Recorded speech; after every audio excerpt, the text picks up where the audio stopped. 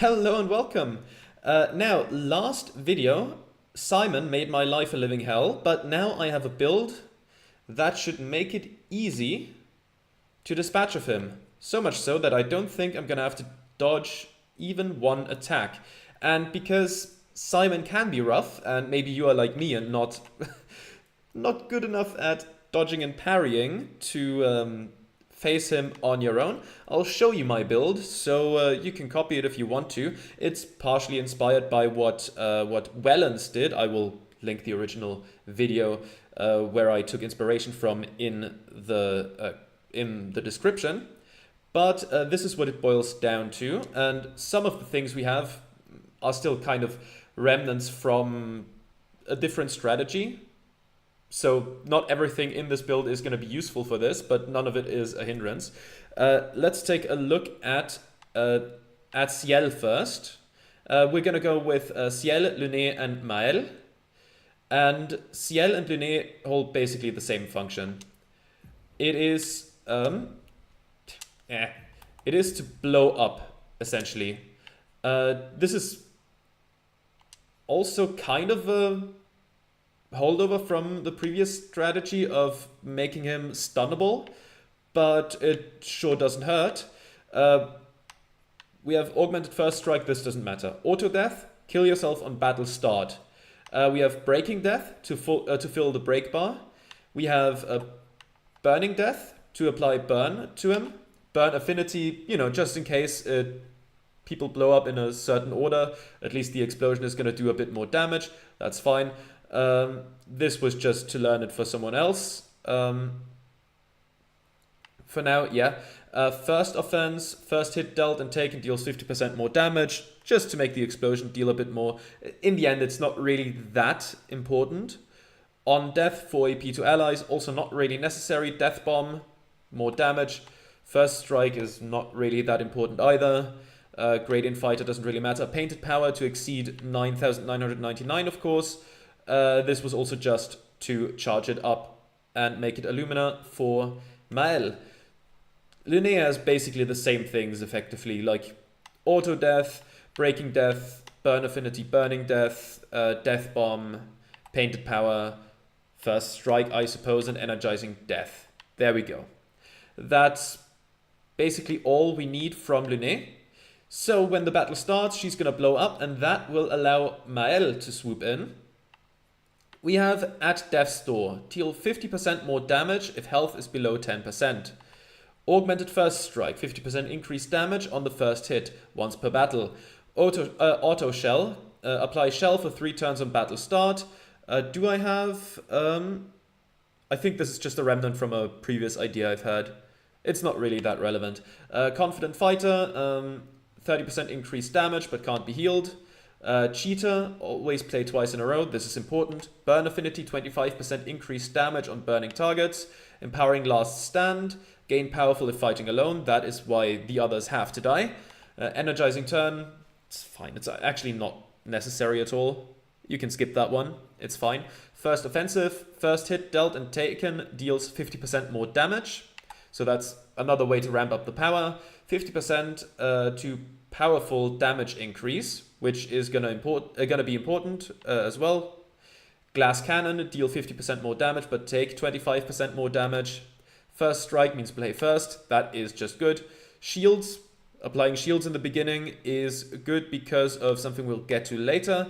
Inverted affinity, apply inverted on self for 3 turns on battle start, 50% increased damage while inverted. So as you can see, we're just going to add percentages upon percentages upon percentages to increase our damage.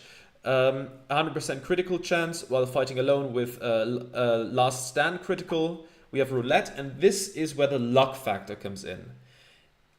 It is necessary, if you want to one-shot him, to get the 200% of damage. So it is a coin flip. I cannot guarantee you will manage to one-shot him on your first try. But if you just have the patience for a couple of tries, the 200% damage is going to seal the deal in the end. Powered attack. On every damage dealt, try to consume 1 AP. If successful, increase damage by 20%. The attack we're going to use is Stendhal, which takes 8 AP. So we start with 9 AP, so that's a 20% increase. Painted Power, you're not going to do a high damage one-shot build without Painted Power. That's just not going to work. SOS Rush, SOS Shell, that's just, you know, good to have. Second Chance I just had on in case something went wrong and I could claw it back. We'll see. Solo Fighter, deal 50% more damage if fighting alone. There you go. Sniper, that was also for the backup plan of having to stun him in case my damage just isn't enough. But it wasn't necessary. Shield Affinity, that's why we have the In Medias Res. 30% increased damage while having shields, but receiving any damage always removes all shields. That's fine. Stun Boost, that was also for the backup plan. Doesn't matter. Sweet Kill is completely unnecessary. I forgot that I can't heal. Whoops. I thought maybe if I get my health back between phases, I can drop myself below the threshold and get all the boost for that again. You can't, but it's not really necessary. It's fine. And Tainted, 15% increased damage for each status effect on self. I think inverted counts as one, so that's just another bonus to the damage we do. And skill-wise, we only need Last Chance and Stendhal. That's all we need. We just start with a First Strike, do a Last Chance, set us down to 1 health. That procs all the low health stuff, gives us Virtuoso Stance, gives us 9 AP. Because of Cheater, we play again immediately, hit Stendhal, which just gets boosted to high heavens, and that should do it. That is all we need to kill Simon. And yeah, because honestly, when I first started to really struggle with Simon, I looked up strategies, and some of the strategies boiled down to parry and don't die. Well, yeah, thank you. That's never thought of that one before. But yeah, so I kind of looked into other avenues of finding out how people beat him quite easily, and this works. Wellens went with a 2-strike strategy, some of the remnants of which are still in this build, but in the end, if you are level 99, and it's not that hard to get to level 99 once you're at a higher level, because leveling becomes quite easy. I recommend the Dark Shores for leveling. That's where I did it from like the late 80s to level 99. I did the Dark Shores, went by pretty quickly. It's not that hard. Just to, you know, guarantee yourself to get to level 99 first. I don't know from which level onward the damage threshold that we do is good enough to actually kill him, so I can't guarantee that you'll kill him with this strategy always, but at level 99 it works. And let's just show you then. Alright, let's see how this goes. First of all, Last Chance.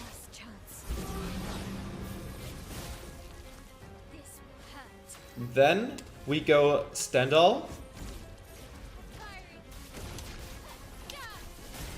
There we go. Not so bad, not so bad. We continue. Let's see if we have roulette luck on the second phase as well, because that's what it all comes down to. Let's see. Last Chance to go into Virtuos. And Stendhal. Come on now. There we go. And that's how you one-shot him with 55 million HP. No damage too. There you go. That's how it is done.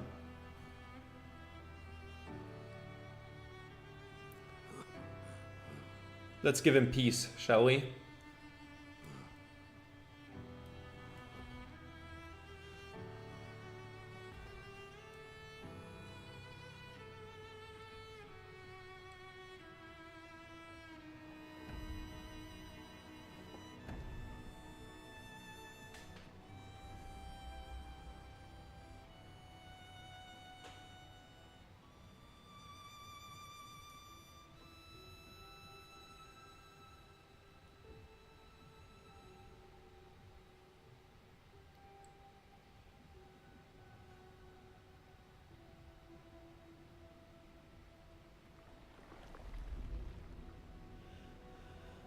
Rest well, Simon. Rest well.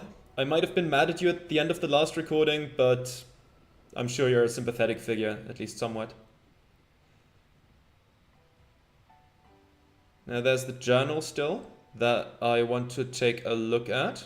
Oh, the eclipse is gone. Alright.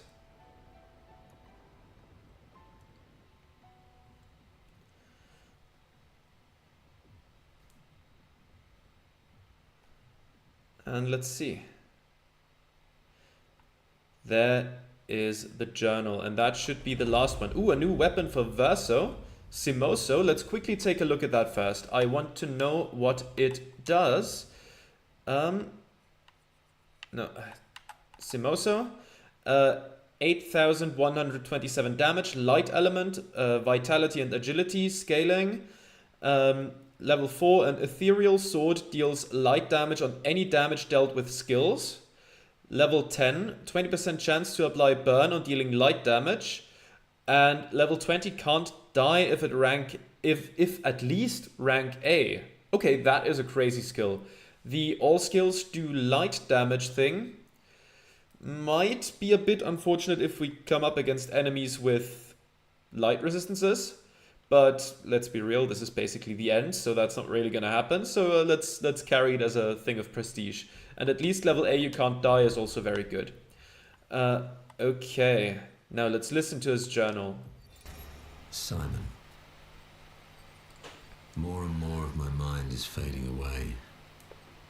I must put my words down on paper before I lose myself entirely. My beautiful Clair. What did she do to you? That paintress. She fooled me. She looked so much like you, and I believed her story. She granted me the power to fell the axons and enter the monolith. I realized too late that she had warped my mind. That she had in fact taken you away, locked you somewhere I could never reach, and set me on a path to destroy your future. But then I met Aline, who showed me that I could save you. With her help, I descended to the bottom of the monolith, where Aline had sealed him away. The one who brings the Gamache. The one who threatens our very existence. But his powers are strong, and I'm finding it harder and harder to fight his influence over my mind. My mind is breaking. My final thoughts are only a few. I despair. But one day, our suffering will end, and we will find our way back to each other. In this life, or another. Yeah, tragic as I assumed, but at least he is free now. At least he is free now. Alright. I think that is going to be it for this whole series. It's been an amazing game, and I'm probably going to replay it on New Game Plus to see what else that mode holds, though I'll do that on my own time. But hey, maybe I'll see you in a different series at some point. That would be nice. But if not, that's okay too. Anyways, thank you very much for watching, and I'll see you then. Goodbye.